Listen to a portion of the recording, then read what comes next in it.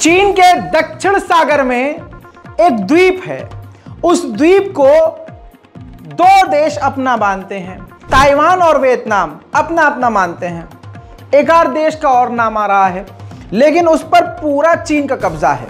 चीन उसको अपना मानता है। चाइना ने वहां, देखिए सैटेलाइट दिखा रहा हूं आपको, सैटेलाइट इमेज है ये, पूरा वहां पर अपग्रेड कर दिया है पूरे के पूरे उस द्वीप को, जिसका नाम ट्राइटोन आइलैंड है, साउथ चाइना के इलाके में है। पूरी तरह से इसको अपग्रेड कर दिया है। यहाँ पर रनवे है, हेलीपैड है, ड्रोन के उतरने, ड्रोन के टेक ऑफ करने की सारे सिस्टम है, मिसाइल लॉन्चर, ये तमाम तरह की चीज़ें यहाँ पर अब नज़र आ रही हैं। और बड़ी बात यह है कि एक साल पहले तक ये नहीं था।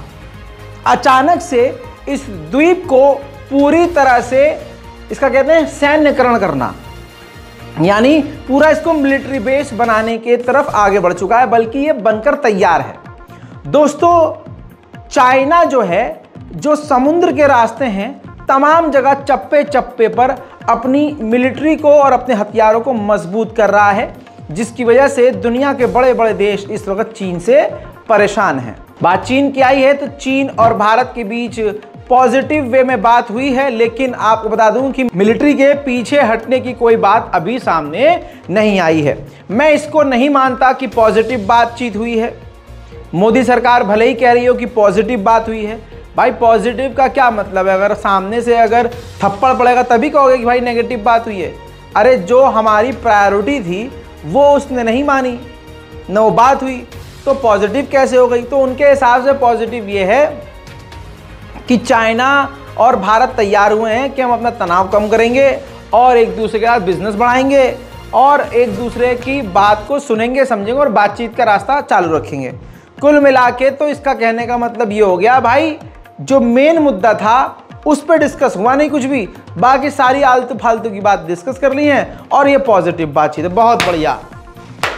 लाल आंख वाले अपना मुंह मेरे हाथों के बीच में लेके आए प्लीज। बात इसी चीन की आई है तो चीन का एक ऐसा हथियार बताने जा रहा हूं जिसने दुनिया के होश उड़ा दिए हैं। अंतरिक्ष में यानी खला में एक ऐसी सैटेलाइट अब उसकी घूम रही है जिस सैटेलाइट के अंदर उसने लेजर मशीन लगाई है, यानी लेजर हथियार लगाया है। अब उस सैटेलाइट से दूसरे देशों की सैटेलाइट को लेजर से हमला करके तबाह कर सकता है, अंतरिक्ष से अंतरिक्ष में हमला करके। और बड़ी खतरे की बात यह है कि उसी अंतरिक्ष से जमीन पर भी किसी को भी निशाना बना सकता है उस लेजर हथियार से चीन। तो आप समझ सकते हैं कि चाइना कितनी खतरनाक रास्ते पर जा चुका है। चाइना के डिफेंस मिनिस्टर ने क्लियर कट कहा है कि जो हमारा ताइवान है वो हमारा इंटरनल है, हमारा आंतरिक मामला है, कोई भी दूसरा देश इसमें बोल नहीं सकता और किसी भी देश की सेना का इसमें रोल नहीं होना चाहिए। हमारी मर्जी है, जब हमारा मन करेगा तब हम पूरी तरह से इस पर कब्जा कर लेंगे। उधर भाई साहब चाइना के शी जिनपिंग के ऊपर ज़बरदस्त प्रेशर है कि किसी भी तरह से आप चीन की इकोनॉमी को ठीक कीजिए। हकीकत यह है कि चाइना की इकोनॉमी कोविड-19 के बाद काफ़ी ज़्यादा बिगड़ चुकी है। भारत के बहुत सारे ऐसे उद्योगपति थे जो बिजनेस करते थे। आपको पता है चाइनीज़ कितना माल आता था, चाइनीज़ कपड़े, Chinese jackets, Chinese shoes, Chinese shirts, ये पहले बहुत सस्ती आया करती थी। चाइनीज़ बिजली, अब वो चीज़ें महंगी हो गई हैं क्योंकि एक तो हमारी इंडियन गवर्नमेंट ने टैक्स बहुत लगाया, ऊपर से चाइना से लोग माल भी कम लेके आए। चीन के ऊपर पाबंदियाँ इतनी लगी कि कई देशों ने उससे सामान लेना बंद कर दिया। चीन की जीडीपी थोड़ी सी डाउन हुई और वहाँ के जो आम लोग हैं उन पर भी बहुत असर पड़ा। हालांकि शी जिनपिंग ने अपने चाइना के लोगों को पूरी की पूरी खुली छूट दी है कि जो करना है करो, बस बिजनेस करो, लेकिन चाइना की कमर इस वक्त टूट रही है। इसके साथ आपके सामने एक और बड़ी खबर जो मेरे लिए और आपके लिए सबसे बड़ी खबर हो सकती है। भारत ईरान से दूर हो सकता है। भारत ईरान के चाबहार पोर्ट का इस्तेमाल करता था यूरोप में अपना सामान बेचने के लिए और वहां से सामान हासिल करने के लिए, लेकिन आपको बता दूं कि अमेरिका और यूरोप की पाबंदियां ईरान पर, ईरान के पोर्ट पर होने की वजह से, साथ में ये जो रास्ता है आर्मीनिया से होता हुआ जाता है। पहले उस पोर्ट पर जाएगा भारत का सामान, फिर आर्मीनिया के रास्ते, आर्मीनिया के कॉरिडोर से यूरोप पहुंचता है। तो आर्मीनिया और अज़रबैजान से भी थोड़ा सा गैप रखना चाहता है भारत। ऐसे में यूरोप पहुंचने के लिए ईरान के पोर्ट का इस्तेमाल बंद करना चाहता है भारत। और ग्रीस का एक पोर्ट है पीरियस बंदरगाह, उस पीरियस बंदरगाह पर अपना हिस्सा चाहता है, उसका इस्तेमाल करना चाहता है यूरोप में अपना सामान भेजने के लिए भारत। और ग्रीस के साथ रिश्ते हमारे अच्छे हैं। उस पोर्ट पर जहां ये पीरियस जो पोर्ट है वहां पर भारत के युद्धपोत कई बार जाकर रुक चुके हैं। अब मोदी जी खुद वहां पहुंचने वाले हैं ग्रीस, और हो सकता है इसी दौरान जो है मोदी सरकार और ग्रीस की सरकार के बीच डील हो जाए और फिर ईरान का पोर्ट छोड़कर पीरियस जो ग्रीस का पोर्ट है उसका इस्तेमाल भारत करे। लेकिन ये जो पीरियस पोर्ट है ग्रीस का, इस पर 60% चाइना का इन्वेस्टमेंट है और चाइना का राइट है। यानी उस पर 60% यानी 60% जो अधिकार है, कब्जा है, वो चीन का है। ये चीन और ग्रीस के बीच एग्रीमेंट है। अब ये भी एक बड़ा रोड़ा है कि फिर भारत उस पोर्ट का इस्तेमाल कैसे करेगा। रूस जंग की वजह से हमें S-400 नहीं दे पा रहा था और उसने भारत को साफ कह दिया था, बिल्कुल ऑफिशियल, कि हम आपको S-400 नहीं दे पाएंगे। तो भारत जो है उसका दूसरा ऑप्शन सोचने लगा था कि हम इससे रूस से सारे ही हथियार लेना बंद कर देते हैं, कोई और देख लेते हैं देश जो हथियार हमको दे। इजराइल अभी हमारा अच्छा दोस्त बना हुआ है। तो अभी ये बात चली रही थी, तुरंत रशिया भारत के आगे कमज़ोर पड़ गया और तुरंत मोदी सरकार से ये लिखित में वादा कर लिया है कि जो हमने डेट दी थी उस डेट से पहले और उस डेट तक आपको S-400 मिल जाएंगे। वहीं भारत ने अमेरिका से डील कर ली है, 2024 तक 6 अटैक अपाचे हेलीकॉप्टर भारतीय सेना को मिल जाएंगे। मेरे दोस्तों, वहीं आपको बता दूं कि एप्पल आईफोन 15 बहुत जल्द लॉन्च होने वाला है और उसकी प्रोडक्शन जो है, बड़ी बात यह है कि भारत में शुरू होने वाली है। खैर मेरे दोस्तों, आईफोन 15 आ गया है यार। मैं क्यों आ गया यार? ये फिर से आ गए रे बाबा, इधर जहर खाने का पैसा नहीं है तो जा रे जा। यार तू कुछ श्रीलंका भारत से हमेशा जो है गद्दारी कर ही देता है, लेकिन भारत श्रीलंका पर मेहरबान रहता है।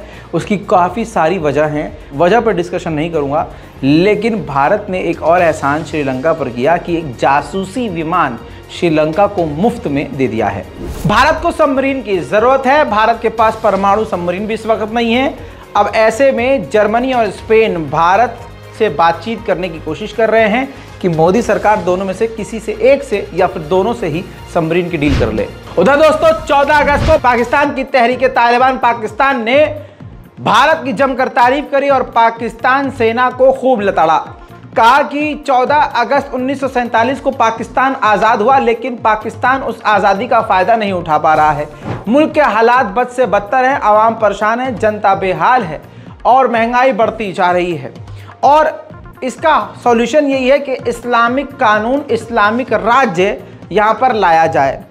और भी कई तरह की बातें करते हुए उन्होंने भारत को लेकर टीटीपी ने साफ कहा कि भारत दुनिया का 5वां सबसे बड़ा देश बन चुका है जिसकी अर्थव्यवस्था सबसे बेहतर है और तेज़ी से भारत आगे बढ़ता जा रहा है। भारत अपना स्टैंड लेना जानता है और उसकी विदेश नीति काफ़ी बेहतर है। मेरे दोस्तों, टीटीपी का पूरा जोर रहा कि शरिया कानून पाकिस्तान में लाया जाए और कहा कि अगर पाकिस्तान में शरिया कानून आ जाता है तो पाकिस्तान बहुत बेहतर स्थान पर पहुंच जाएगा।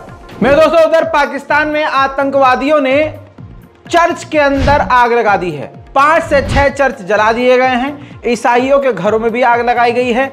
वहाँ के संगठनों ने, आतंकी संगठनों से जुड़े हुए लोगों ने इल्ज़ाम ये लगाया कि ये इस्लाम के खिलाफ बयान दे रहे थे ईसाई।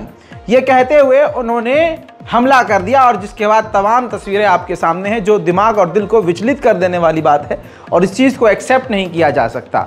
मेरे दोस्तों, ये इस्लाम नहीं है। इस्लाम कभी नहीं कहता कि आप किसी के धर्म को और किसी के दिल को चोट पहुंचाइए। बहरहाल, पाकिस्तान की आलोचना सारी दुनिया में हो चुकी है। पाकिस्तान को बड़ी मुश्किल से दुनिया से अब चंदा मिल रहा था। ऐसी हरकतें करने के बाद पाकिस्तान एक बार फिर से इंटरनेशनल लेवल पर निशाने पर आ सकता है। लेकिन पाकिस्तान की गवर्नमेंट कम से कम ये काम ज़रूर करती है कि जब कोई क्राइम होता है तो तुरंत उसकी सज़ा उसको दी जाती है। हमें पूरा यकीन है कि ये जो चर्च जिसने तोड़ा है उन तमाम लोगों को पाकिस्तान की सरकार तुरंत के तुरंत गिरफ्तार करके कम से कम उम्र कैद की सज़ा ज़रूर सुनाएगी। जहां पाकिस्तान को दुनिया की तमाम कंपनियां छोड़कर जा रही हैं, चीन ने एक बार फिर से सच मायनों में अपनी दोस्ती निभाई। चीन की कंपनी Xiaomi ने ऐलान किया है कि हम पाकिस्तान नहीं छोड़ेंगे, बल्कि हम पाकिस्तान के अंदर टीवी से लेकर तमाम इलेक्ट्रॉनिक अपने सामान बेचना शुरू करने वाले हैं। यूएन ने एक बड़ा बयान जारी किया है तालिबान के खिलाफ और कहा है कि तालिबान ने आधी से ज़्यादा पॉपुलेशन को पढ़ने से मना कर दिया है, जो ह्यूमैनिटी के खिलाफ है, इंसानियत के खिलाफ है। तालिबान ने कहा है कि हमने महिलाओं पर ज़्यादा पाबंदी लगाई, जबकि इसका उल्टा है। तालिबान ने हद से ज़्यादा पाबंदी महिलाओं पर लगाकर महिलाओं की ज़िंदगी को जहन्नम बना दिया है। यूएन ने ये बात कही है। जहां सारी दुनिया बुराई कर रही है तालिबान की, वहां 14 अगस्त को तालिबान की तारीफ चीन ने कर दी।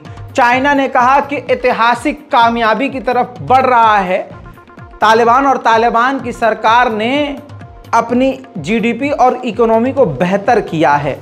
हमें उम्मीद है कि अफगानिस्तान की तालिबान सरकार और बेहतर काम करेगी। हाँ, इसलिए तारीफ कर रहे हो तुम नकचिपटो, क्योंकि तुम चाहते हो कि तालिबान पूरी अफगानिस्तान की ज़मीन तुम्हारे हाथ में रख दे।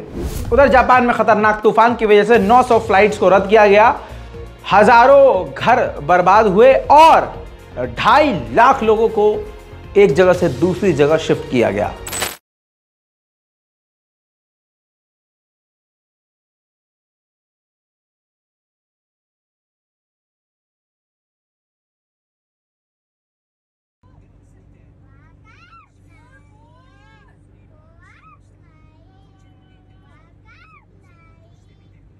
竜巻でしょうか。今雲と地面がつながってなんか渦を巻いているように見えます。午前11時前、こちら静岡市の様子なんですが、竜巻でしょうか。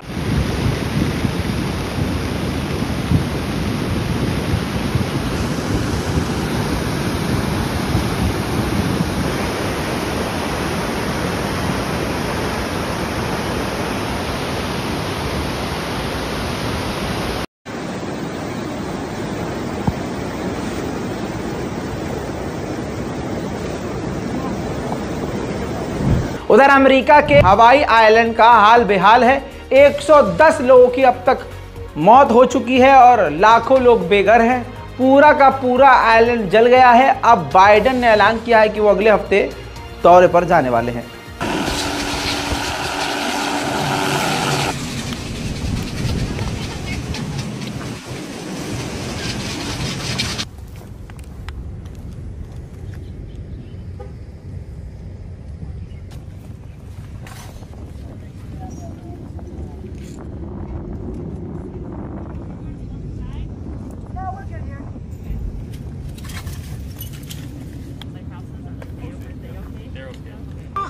Pwede na ako, prito lang mo na naman.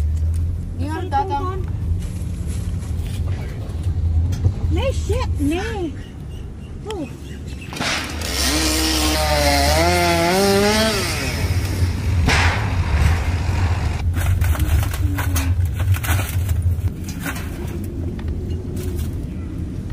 Holy fuck, it's really close. Walang paano kami. Ipakita nila kanila. वहीं अमेरिकी की सरकार और अमेरिका की इंटेलिजेंस ने एक बार फिर से माना है कि रशिया और चीन की दोस्ती हमारे लिए काफ़ी खतरनाक होने वाली है। उधर नाइजर ने बताया है कि हमारे 17 सैनिक बॉर्डर पर मारे गए हैं आतंकवादियों के हमले में, लेकिन हमने पलटकर अपने ऑपरेशन में 100 आतंकवादियों का कत्ल किया है। दोस्तों, प्रकृति कहीं ना कहीं नाराज तो है। कनाडा में ऐसी ज़बरदस्त आग लगी और उस आग जो महीने भर से लगी हुई है, उस आग और धुएं की वजह से कनाडा के अलग अलग इलाकों में ऐसा माहौल हो गया, ऐसा समा हो गया जैसे कि खून बरस रहा हो। चारों तरफ लाली ही लाली, चारों तरफ लाल, जमीन, आसमान, घर, दीवार, सब कुछ लाल। देखिए। So this isn't any photo magic. This looks like nighttime in the day. I'm in front of the town hall where just Wow. दोस्तों, इंटरनेशनल प्राइम टाइम में आज के लिए इतना ही। चैनल को सब्सक्राइब जरूर कीजिएगा, रिपोर्ट को शेयर कीजिए। मैं हूं रजा और आप देख रहे थे रजाग्राफी। जय हिंद।